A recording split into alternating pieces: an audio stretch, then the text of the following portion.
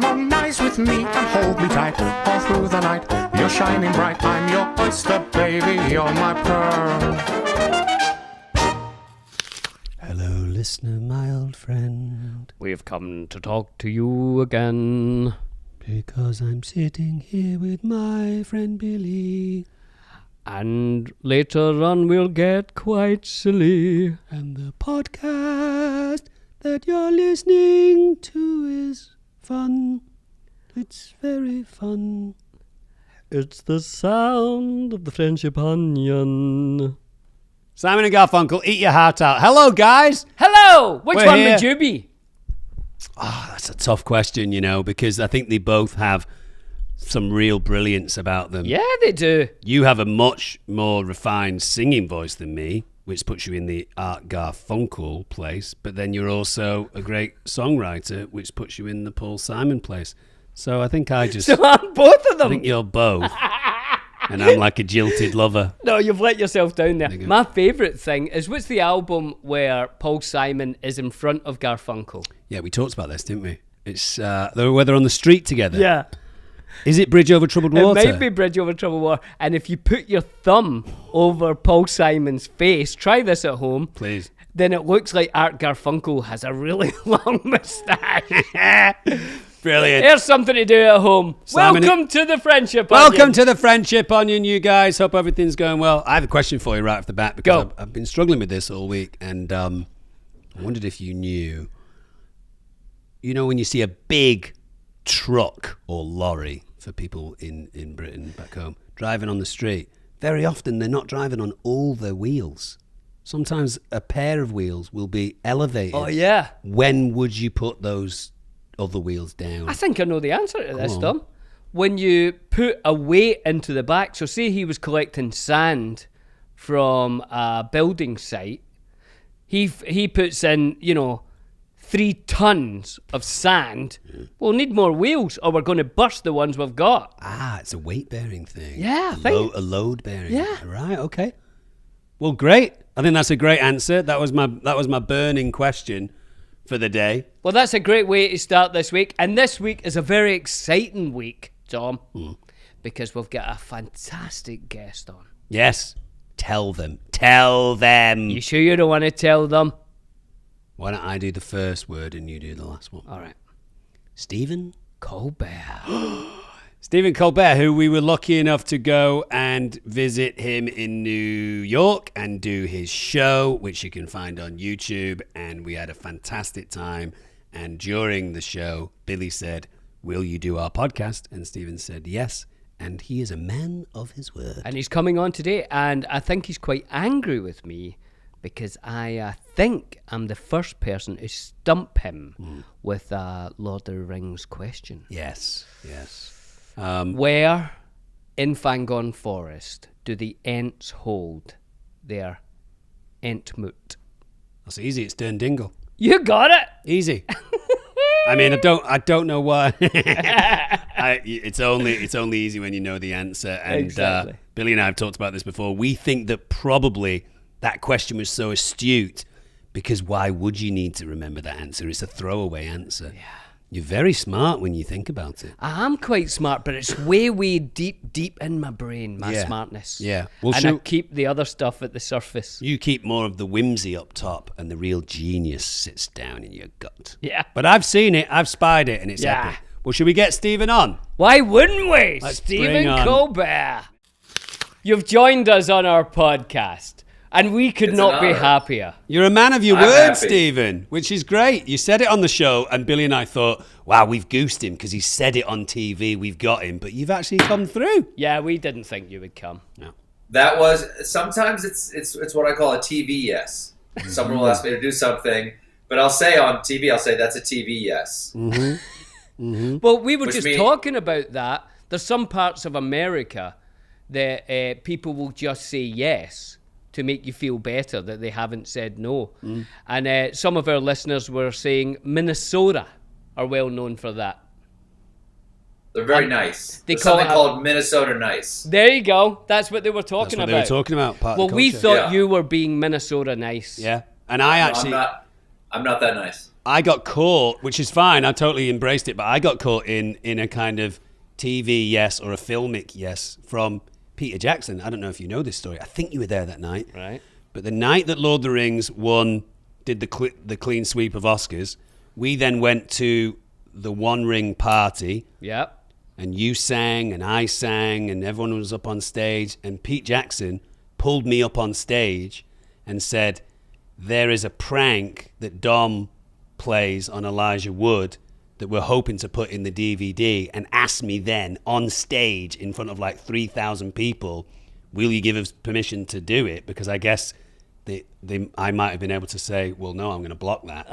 So I went, yeah, great, which I would have done anyway. And he did the same to Mark Odesky that night, because he said, where is going to be the next big Lord of the Rings party? And Odesky went, Wellington, New Zealand. So he's a smart man. Yeah, he's a smart man. He's a smart man, that Peter Jackson. The last time we spoke, Stephen, you were in that background with all of your Lord of the Rings bookcase. Now you're in a different background. Where do we find this? You Is now? my office. This is my office at the Ed Sullivan building, not the theater. This is the office building associated with it. This is this everything behind me was reproduced for my little storage room theater, my storage room studio that we had on the 8th floor here. We tried to reproduce this look right there. I've got this lovely cloth felt wallpaper, which is just lovely. That's fantastic. I think a lot of people who don't know about late night, I've become friendly with Jimmy Kimmel over the years. But I think a lot of people... That's all I have time for. Okay, thank you. Well done, Tom. But a lot of people who don't know late night might assume that you come in, half an hour before, get your suit on, do the show. But you guys have a full day at work before that, right? Could you just talk us through what a day at work looks like before the show and everything? Yeah. Well, listen, I'll tell you what sort of the platonic ideal is, because right now we're still in this odd hybrid situation between the COVID quarantine and being back at the theater, because not all of my staff is back all the time, because we're all scattered to the four winds for 15 months, and they're slowly coming back in. Sure. We probably won't all be together till the fall. What happens is that starting at Lord, what is it now? The writers get together at 9 for a little a pre-pitch pitch to each other where they talk through ideas. We have a breakdown that gets done early in the morning. So when I wake up, there's a news breakdown of basically what's being talked about, all around the country. Yeah. Some stories are very regional. Well, mostly they're broad news stories. Some more intense, some sort of sillier. But I have page after page of a breakdown, and I've gotten one the night before too. Basically, like the night before I go to bed, my executive producer will have sent out like, "Hey, if nothing else happens by the time we wake up in the morning, if the national conversation changes in no way, here's 6 things we could talk about tomorrow." Mm-hmm. And a lot of those things, basically, we try to beat them with a little bit more currency of what happened today. Mm. In the morning, my head of research, Brandon Marianacci, who came from Real News, we stole him from Anderson Cooper over at CNN. He has a long breakdown of what a little bit deeper dives into each of the stories, some of which got sent out the night before. Some are new things that have developed. Some of the things events that we know are happening later in that day, whether there's like a press conference or something like that. And silly stories too. And then everybody pitches on those at 9:30. Like, here's jokes I've got on this idea. And generally speaking, between the 9 o'clock show and the 9:30 show, the head writers have corralled, the pitch rooms, 9 a.m. pitch and 9:30 pitch. The head writers, Jay Katsier and Ariel Dumas, have corralled those ideas into stories. Like, let's tell the story to Steven and the other executive producers. This is how we see the story being told today, with jokes. And then that goes on for about an hour, at the end of which I generally leave it to my creative exec, Tom Purcell. He goes, these are the 6 stories. Because we usually have 6 teams of 2 writers apiece. And that switches up all the time. And those 6 people, those 6 teams will go off and write these 6 stories. 4 of which might make it into the show. Wow. And if they're big stories, maybe it's like 2 might make it into the show. Because there's a lot to explicate. There's a lot to open up on a story. And I'd say our monologues are a little different than other people because it's not so much like a single like data point and a punchline. Is that we basically tell the story of the national conversation today back to the audience. Yeah. You know, yeah. we tell a little longer stories than the other guys do. We do a longer monologue. I mean, last night I did 15 and a half minutes or something. Wow. And generally they're like 8. They're like 8-minute monologues, classically. So that meeting goes on. Those writers then have an hour and a half to go get a draft out.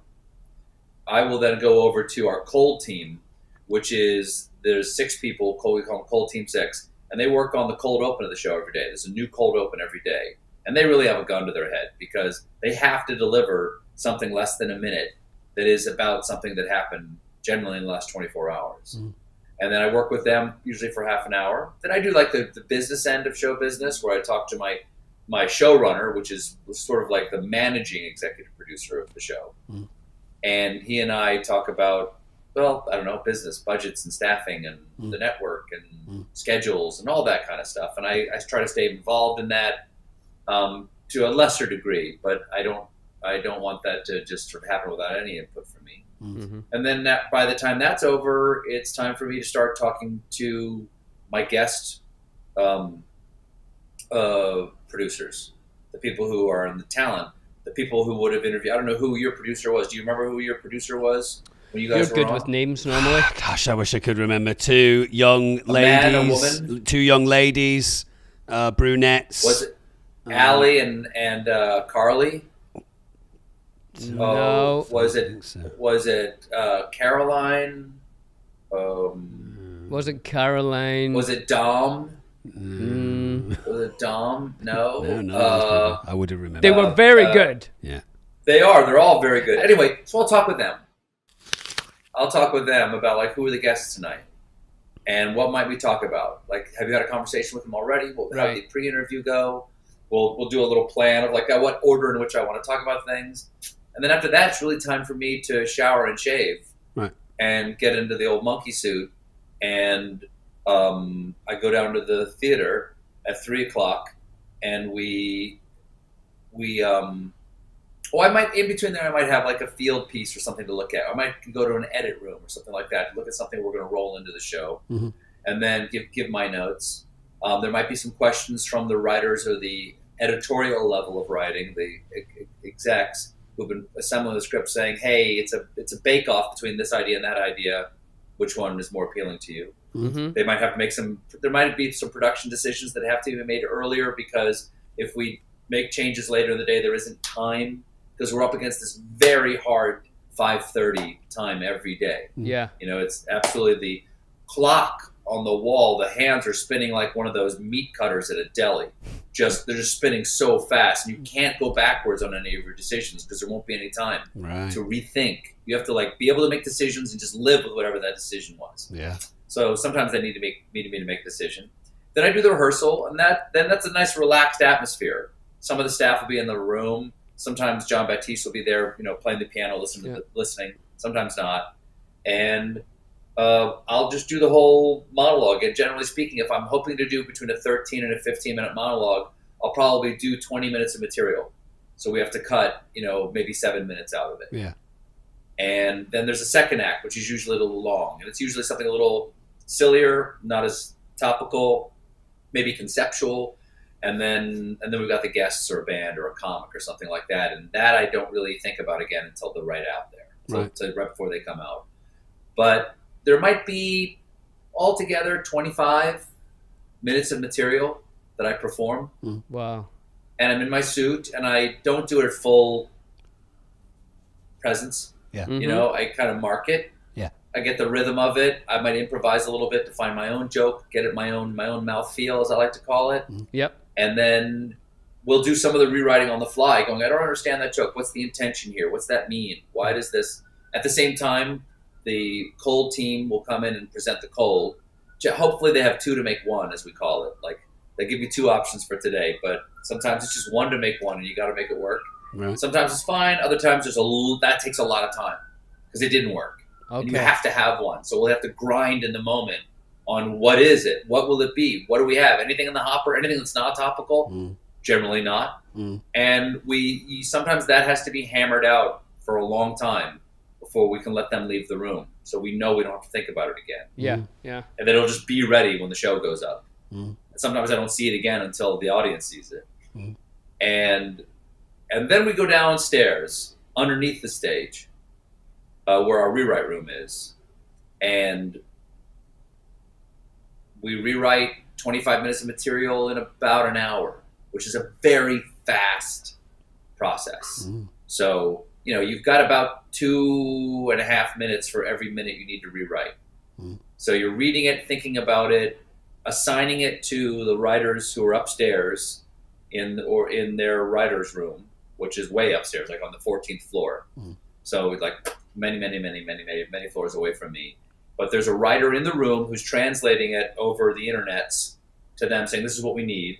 There's a spy cam in the room, so somebody from up there can watch us in the room rewrite. So in case we need to like literally talk to someone immediately. Really? There's screens up there showing us the graphics on one, showing video on the other, and then there's a whole big screen that has the script on it. And we run it through this program called Scripto, which is a collaborative script writing software where everyone in the building can work on the script at the same time, and everything immediately gets formatted for every different department in the way they need it. And all changes are tracked, and we can time dial through it and go, fuck it. It was better half an hour ago. And we can literally take it back a half an hour and be right there. Wow. And we make a lot of changes in a short period of time. I'm sorry this is such a long answer. No, it's great. It's fascinating. So we make a lot of changes in a short period of time. And then the last thing I do is we make sure we don't have any more TKs to come. Come with a K. Right. To come. No more TKs or dollar signs, we call them. No more dollar signs in there, which means these are jokes that need to be replaced or improved. Right. And then once that's all done, then I read down the whole script. Wow. Very fast. Like, I read it this fast. Second set email okay,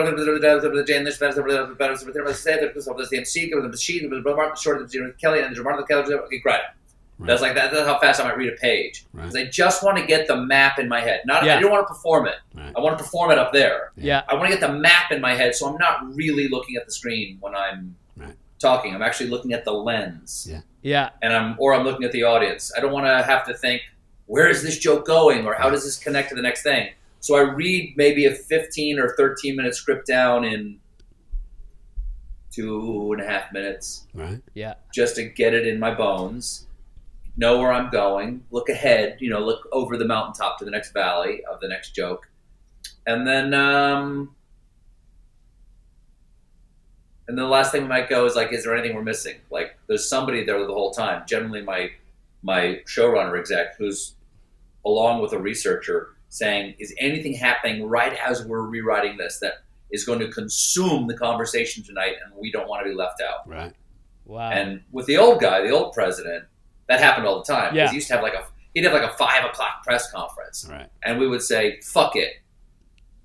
Throw out everything. Right. And then we would write, we have to go up at 5:30, so then we would write a 15-minute monologue in half an hour from scratch. And that was insane. We don't like doing that anymore. Well, we don't do that anymore because the speed has decreased. Like, talk about heart palpitations. Right. Like, we're our arrhythmia. We're back in a normal human rhythm now. You got grown up in the White House. And then I go perform it. Somebody comes and knocks on the door, and I go out.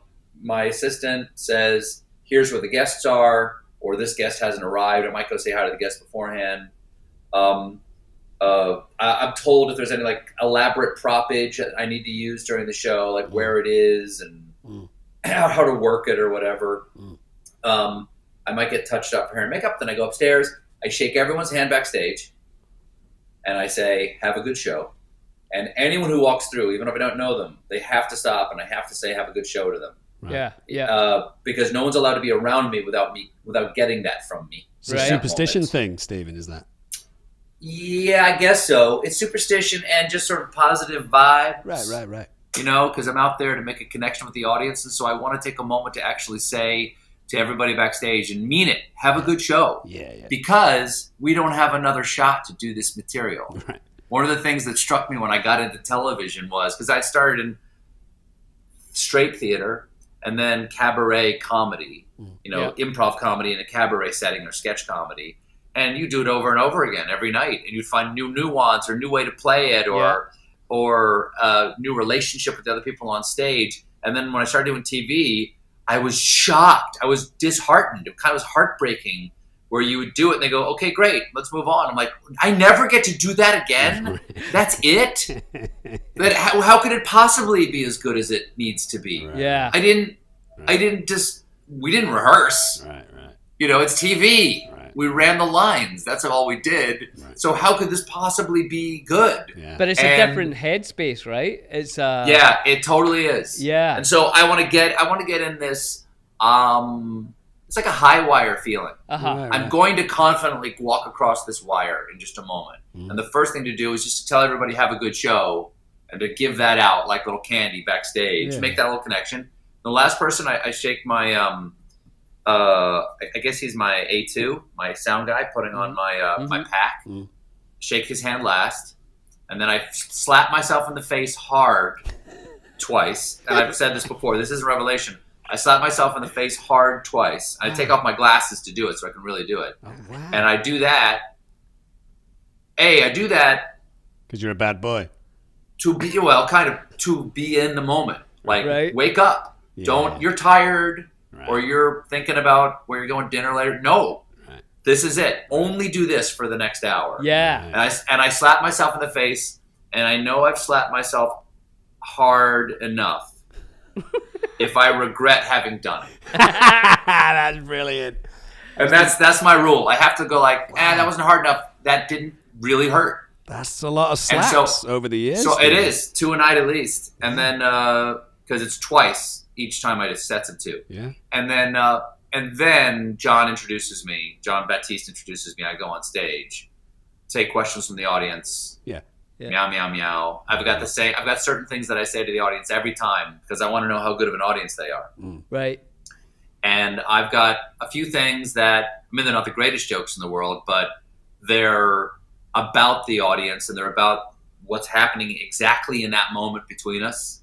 Yeah. And I know things that'll make an audience laugh. Right. And I can gauge from their reaction how hard I have to work in the first few minutes of the monologue. Brilliant. Because if they're really good, I immediately go out and I just start riding the wave of their own energy, and I actually leave stage with more energy than I walked on. Right. Yeah. But if they're not good, then you kind of have to staple them to your nutsack and drag them over the finish line of the monologue. But that's the gig, It doesn't matter. But I want to know before I walk out what it is. And then the last thing I do is I shake my stage manager's hand, Mark McKenna, who I've worked with forever. I shake his hand and I say, have a good show. And he says, have a good show. And if it's a particularly hard show, like really ambitious show, or a live show, something like that, I'll say, you got a stick of Beeman's? Do you know that reference? No. It's from The Right Stuff. You guys what? You got a stick of Beeman's. Oh no. Beeman's is an old style gum. It was this old gum. They still make it, but nobody buys it anymore. Yeah. Beeman's gum. Right. And in The Right Stuff, Chuck Yeager, who of course is breaking the sound barrier in Galloping in Glamorous Glynis, before they drop him for his rocket ride to try to break the sound barrier, every time he tries, he says to his number 2, you got a stick of Beeman's? And the guy says, I think I might. And he goes, well, loan me one. I'll pay you back. And so Mark and I do that on nights when it's really hard. Nice. Nice. We did it. I did it the first night we ever worked together. Wow. And so we do it like before we did like the 250,000 people on the mall in DC. Yeah. We did it, or a live show, or an election night, or something like that. Right. And then we do the I show, love and then we do the show, and then after the show's over, we do a post-mortem where we say, okay, how long is it? Are we on time? Are we short? Are we long? What are we doing? Like if we're short, we run a few extra credits. Right. If we run full credits, and the band plays longer in the breaks. Yeah. In the bumpers. We're never short. We're always long.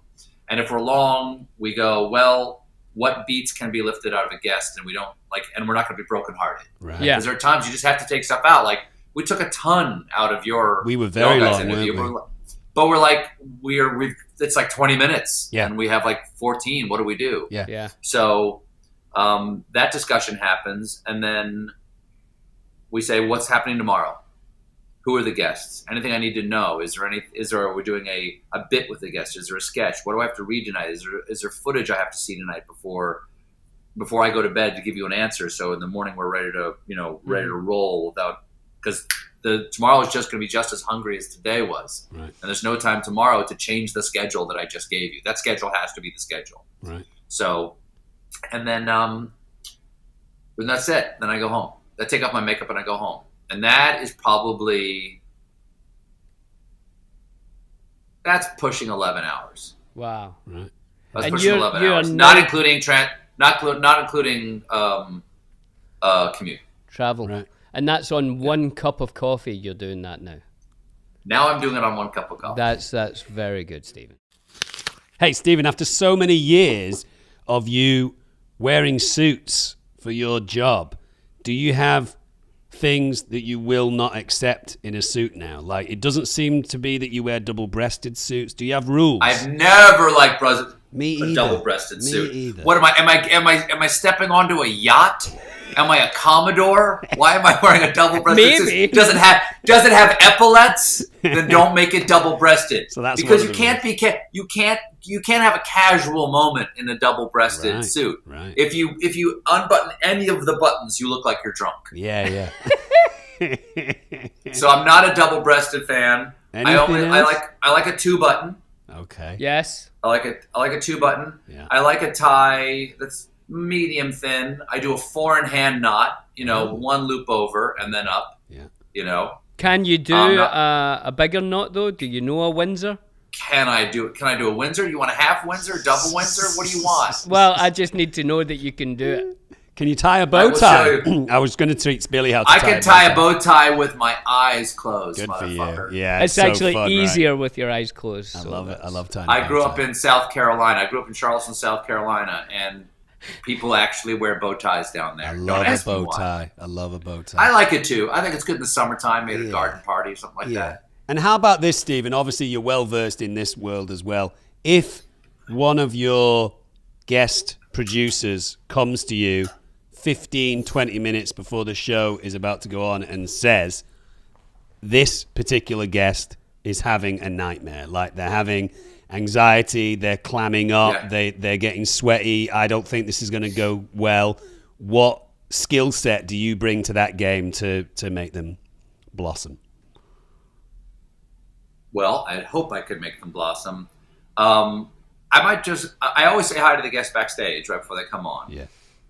But if they're really nervous, I might go to their dressing room to say hi. Okay. But that's so rare. It so rarely happens. Really? Mostly, I find that my enthusiasm for the guest is all is necessary for the audience to be enthusiastic. Yeah. And you'd be surprised, no matter how nervous a person is, when the audience claps when they hear their name, boy, it really loosens people up. The audience is such a benediction. If the audience is happy to see them and laughs at anything they say or is rapt attention to what they say, people generally loosen up a little bit. And if need be, I could just talk for 10 minutes and they could nod. Right. Yeah. Right. I always thought that would be a nice trick. Could I have a guest on and not let them talk the entire time? Well, I almost had to do that with Daft Punk because I had them on. We were going to have them on, and they said they wanted to be guests, and they said, "Oh, this was a week before." They said, "Oh, but they can't talk." Right. I said, Brilliant. But they want to be the guest, not a musical guest. Like, no, they don't want to perform. They want to be the guest on the show. Brilliant. And I said, "Okay, I'll take that challenge." And because on the old show we only had 6-minute segments. Right. And so I said, I will ask them a 6-minute question. And they can just sit there and nod. And that was the plan. And then Something different happened, which was also interesting, but that was the plan. Brilliant. That's great. I love that. Hey, Stephen, we can't have you on the Friendship Onion without talking about Lord of the Rings. Yeah, let's do it. Because You could. I would still be happy to be here, but I would also Steven. enjoy it. come on, we have to. You're well known across the world as a bit of a Lord of the Rings geek. Yes, I am. I believe Peter Jackson called me the king of the Lord of the Rings geeks. Love He that. called me the king, so I'm King Geek. So, Return of the King, here we are. Here we go. Now, you guys, people who are listening to this probably know that you stumped me with Dirndingle. Yeah. Do you know what? I felt bad about that. Yeah, Steve. he felt bad at dinner. He felt Felt regret. bad. I didn't even want to stump you. I wanted to ask a question that involved Treebeard. Because I love Merry and Pippin and Treebeard. I love that part of the story. Yeah. Yeah. And I accidentally stumped you. But I am getting T-shirts done with Dirndingle on it, to be honest. We will send you on. We will send Sure. You can get that treated now. Yeah. You've got Dirndingle. Do you think somewhere in your mind you knew it? Or did you just... Oh, as soon as you said it, Oh, I knew really? that was the right answer. Oh, yeah. That's why I was like, oh, yes. That's The look on your face. Dirndingle. Because But I thought his was much harder. I thought his question was much more difficult. come on, Shelob is a much more interesting subject True. than what was the name. What was the name of the little hollow? True. Which a dingle is a little holler. Well, So as it's we all why, know. why that would be an interesting data point, I don't know. Yeah. I was like, oh, he's going to ask me, he's going to say, name one of the other ants. I'm like, Quick Beam, whatever, And why is he called Quick Beam? Well, why is he called Quick Beam? We don't know Why why is he it's called Quick Beam? The Because fastest he moving ant. answered an older ant Yeah. before the older ant had actually finished asking the question. Ah. So it's called Quick Beam. Nice. I love Lovely. that. But anyway, now I'm just trying to shore up my reputation So good, because Stephen. she so smoked me. Well, she smoked me. we I wanted to get it right for you, Bill. I know. I didn't want to let you down. Billy and I had said that we think that Billy's question, it was almost like it was hiding in plain sight because, as you said, it's such a throwaway thing that why would you need to know that? Whereas obviously, Right. The stuff about Shelob is so Sure. much more dynamic. Right. We Yeah. won't ask you another question.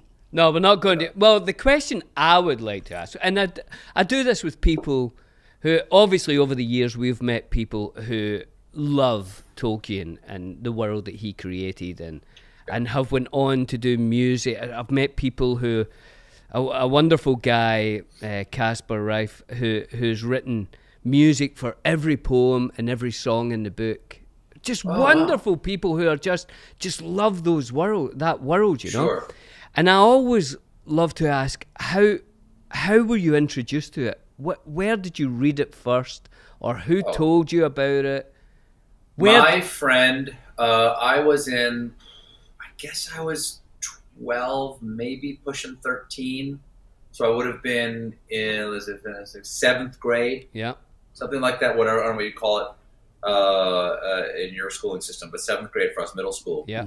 And a friend of mine, Keith Sargi, and I already read a lot of science fiction. I hadn't gotten into fantasy at all, but I'd already been reading a ton of science fiction, Yeah. like Golden Age, Heinlein, Asimov, Arthur C. Clarke. Yes, lovely. Some Silver Age stuff like Larry Niven and Keith Laumer. And he gave me The Lord of the Rings because he said, you should read this. This is great. And I hadn't read The Hobbit. Yeah. And so I read The Lord of the Rings first. And it set the hook in so deeply. I remember the room I was in when I cracked open the Fellowship for the first time, and that artwork, because it was a mid-70s version of the books that had Tolkien's original watercolors of Bag End of the Hill in the distance, Hobbiton and the Hill in the distance, and then the second book had I think Lothlorien. It was meant to be Fangorn, I think, but I think it's actually a painting of Lothlorien. And then the third one had Barad-dûr, a painting of Barad-dûr on it, all by Tolkien. And Wow. I was completely entranced. I was enchanted. It was like I was under a spell. I remember being in the middle of the second book in the chapter that Uruk-hai, you guys are being dragged across the plains of Rohan. I remember lying on the couch for the first time reading it and realized I hadn't been breathing for like a whole page. Wow. Yeah. And sitting up and going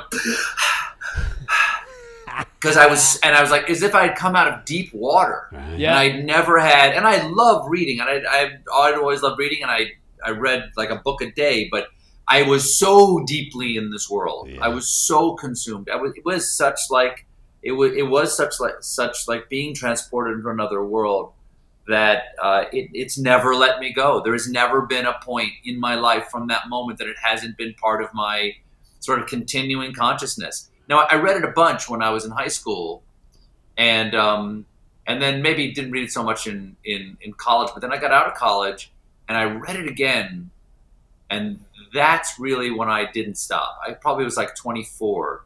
Yeah. And I read it, and I realized that Aragorn is the Apollonian model of manhood, like the Greek ideal.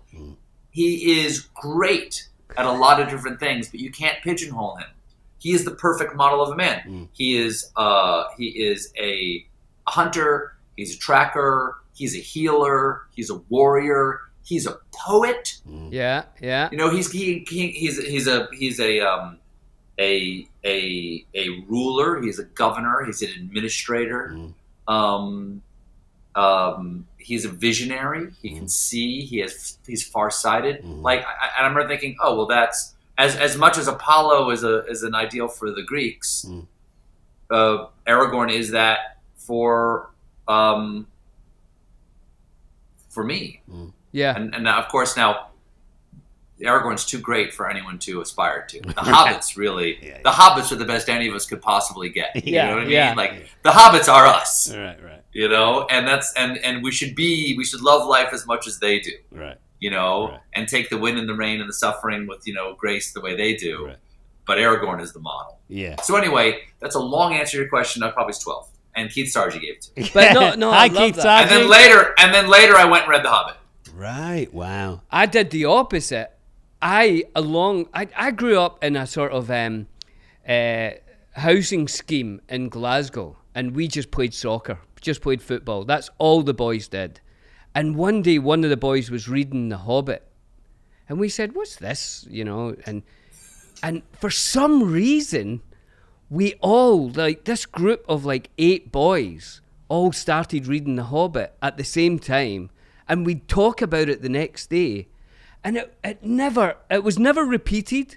It didn't go on to the Lord of the Rings, but there was this month where this 8 or 10 boys in Cranhill, Glasgow, all read The Hobbit together apart, in our own houses, reading, let's do 2 chapters tonight. And then we'd talk about it the next day.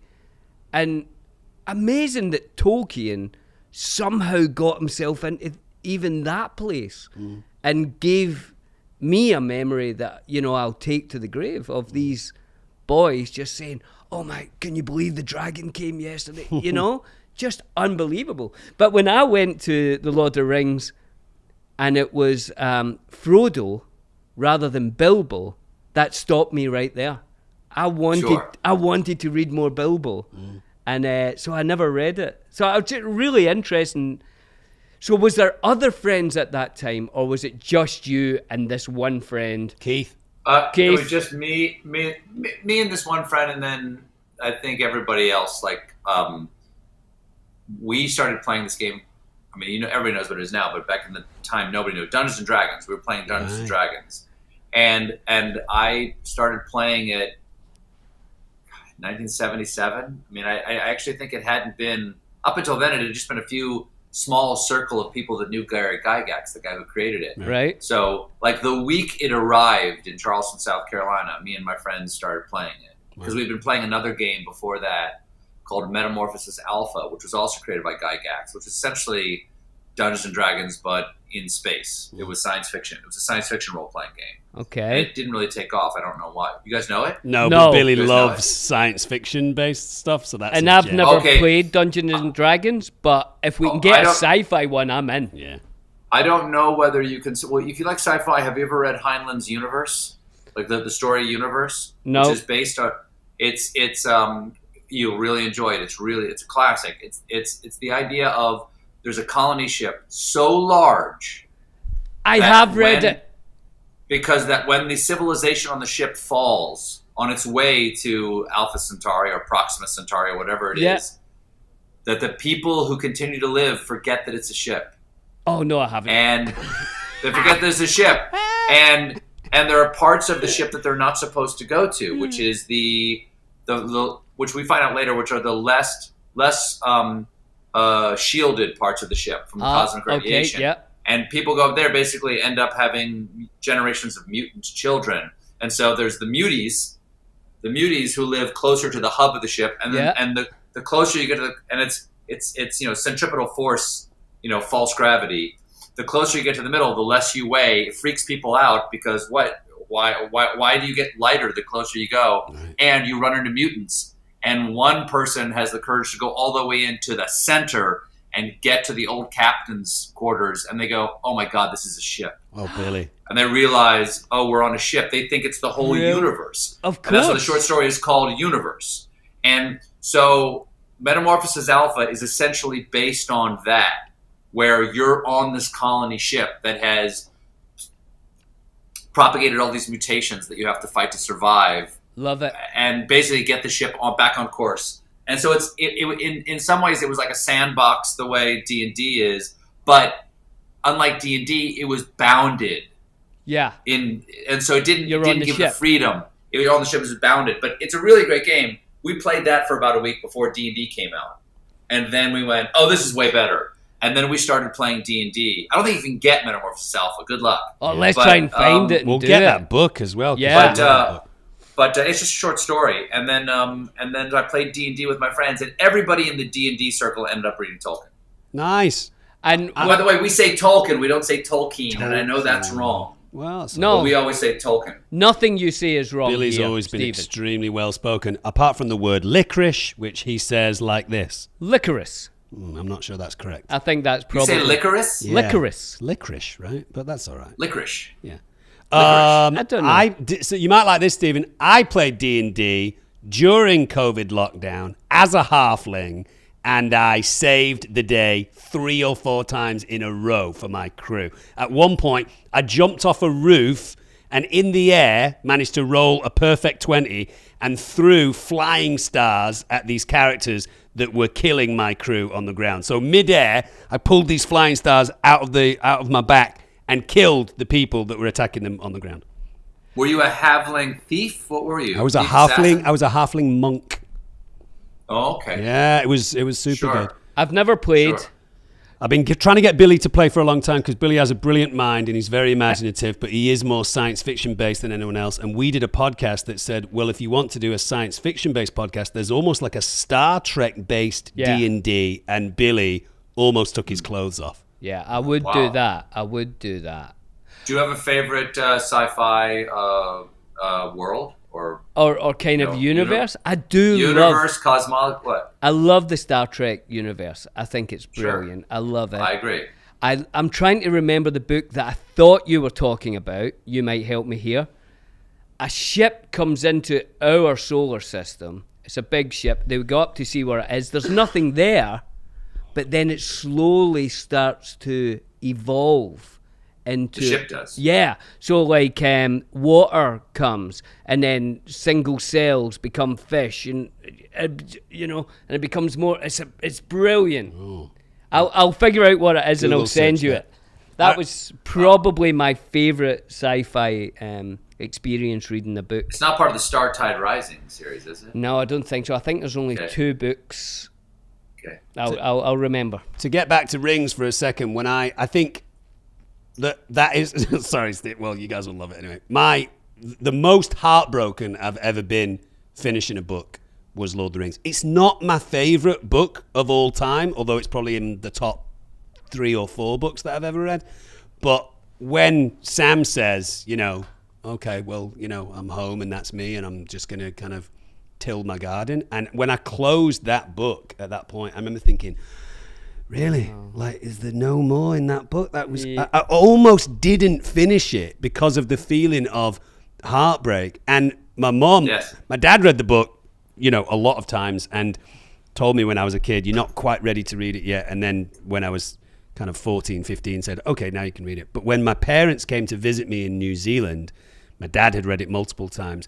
My mom hadn't. And I jokingly said to my mom, you can't come to New Zealand and meet Pippin and meet Gandalf and meet Aragorn and not know exactly who these people are. You're going to have to read the book. And my mom said, wizards and magic and swords and dragons. I don't want it. And I said, it's not that, Mum. It's not that. It's people. It's about people. It's about characters, like all the great books are. And I got her to agree to read the first 100 pages. I just said, read the first 100 pages. If you don't like it, we'll drop it. She read the first 100 pages and loved the book and finished it and was in love with Andy Serkis and Elijah. Oh, in fact, this is I think you know this story. When I was 16, studying drama at college and English lit, I went into Manchester and hung around outside theatres hoping to meet working actors to ask them their advice about how I could become an actor and all this kind of stuff. I was outside the Palace Theatre in Manchester and an actor came out who I recognised from kind of TV in England. And I said, oh, can I ask you a question? And he stopped and said, yeah, of course. I said, I'm trying to be an actor. I'm studying drama and I don't know what to do next. He said, oh, well, that's great. You're studying drama.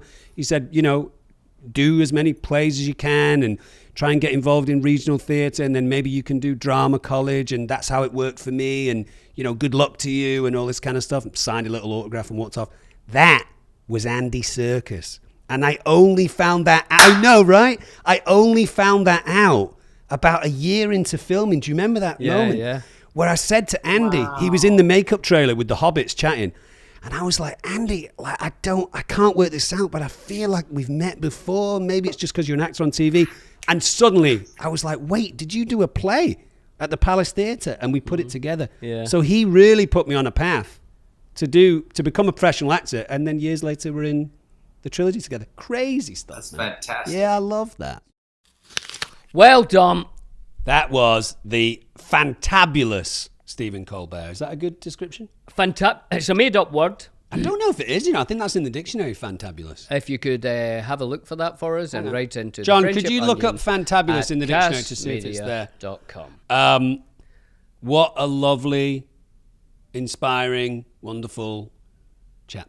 Yeah, and must be a great lover of books. He's read a lot. Yeah. I think he's one of those minds, isn't he? I love that. I love when he was talking about not breathing through a whole page. I mean, being able to put your mind so much into a story. Wonderful. That was a great chat, Dom! That was a great one! I don't think I've ever seen you be so beguiled. Certainly by another man.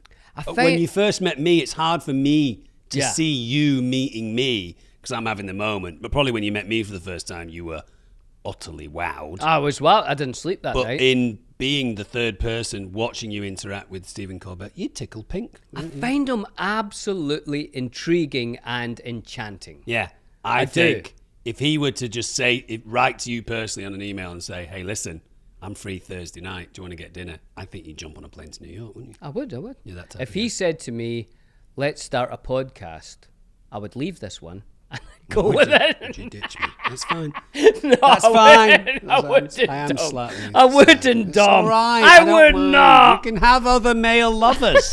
It's fine. John, is fantabulous in the dictionary? Could we have the definition, William? And the definition of fantabulous is excellent or wonderful. Now, you've learned something there, haven't you? You thought I made up a gibberish word like supercalifragilisticexpialidocious. But when did it become a word? Does it tell you that in the Oxford English Dictionary? Do you know what the word is to describe the origin and history of a word? Do you know do you know what that word is? No. Etymology, the study of words. No, I think you'll find that's the study of insects. That's entomology. Thank you. Etymology is the study of words. Oh! I'm giving it to you because I'm hold on. Threatened. 1957. I thought it was a new word. I thought it was new. Ish. Because you'll never see somebody in a period drama, say for instance. Downton Abbey. Downton Abbey saying, that's fantabulous. Oh, the place was fantabulous, Carlson. He's almost 4 years her senior. It's absolutely fantabulous. Right. Well, anyway, what a fantastic, fantabulous episode with Mr. Stephen Colbert. And let us know what you think. Rate, review, and subscribe to our podcast. You've got plastic in your mouth. off my water bottle then. If you send us a review, because Billy and I do look through the reviews every so often, it might end up on our social media pages, and every so often it shows up on the podcast for us to talk about. If you want to email us, it's thefriendshiponion@castmedia.com. or you can send us a voice message at speakpipe.com/thefriendshiponion, and we will see you guys. Don't forget to rate, review, and subscribe. Just said that. Did you? Yeah. I wasn't listening to You that don't bit. listen to me anymore. You are fantabulous. We'll see you guys next week. See you next week. Toodles.